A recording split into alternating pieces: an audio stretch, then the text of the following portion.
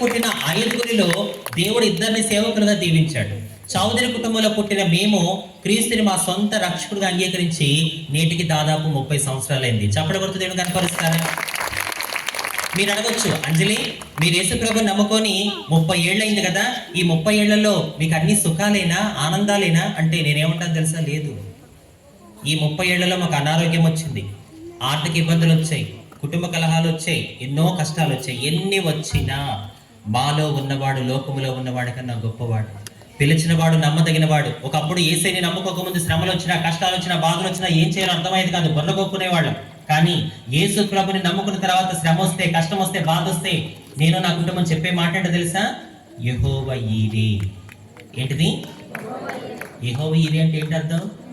యెహోవానే చూసుకుంటాడు, యేసయ్య చూసుకుంటాడు అనే నమ్మకంతో గడిచిన 30 సంవత్సరాలుగా మేము క్రీస్తు మీద ఆధారపడుతూ ముందుకెళ్తున్నాం. నా ప్రియ సహోదరి సహోదరుడా, ఈరోజు నా కుటుంబంలో రక్షణ ఉంది. అదే నా కుటుంబానికి మేలు. నేను అదే నమ్ముతున్నా. మన కుటుంబానికి నిజమైన మేలు ఏంటంటే మన కుటుంబంలో రక్షణ ఉండడమే. ఈ రోజు నా కుటుంబంలో రక్షణ ఉంది. నా కుటుంబంలో 2 దేవుడు సేవకులుగా వాడుకుంటున్నాడు. మరి ఈ రోజు నీ కుటుంబంలో రక్షణ ఉందా?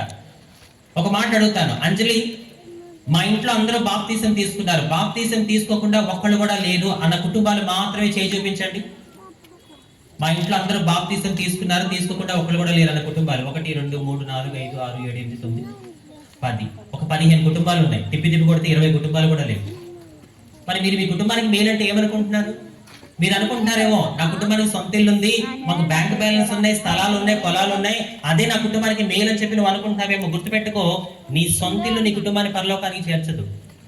నీ బ్యాంక్ బ్యాలెన్స్, నీ స్థలాలు, నీ పొలాలు ఇవి నిన్ను నీ కుటుంబాన్ని పరలోకానికి చేర్చవు. నిన్ను నీ కుటుంబాన్ని పరలోకానికి చేర్చేది ఏంటో తెలుసా?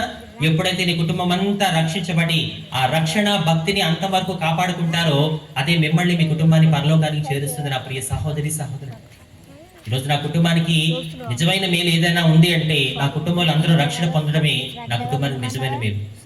ఈ గడిచిన 30 సంవత్సరాలుగా దేవుడి మీద ఆధారపడుతూ మేము బ్రతుకుతూ ఉన్నాం. అన్ని ఉన్న దేవుడికి స్తోత్రం, ఏమీ లేకపోయినా దేవుడికి స్తోత్రమే. మీరు అనుకుంటున్నారా యేసయ్యని నమ్ముకున్నాను కానీ నాకంటూ ఏమీ లేదు అని మీరు అనుకుంటున్నారా? ఒక మాట చూపిస్తాను రండి. 1 తిమోతి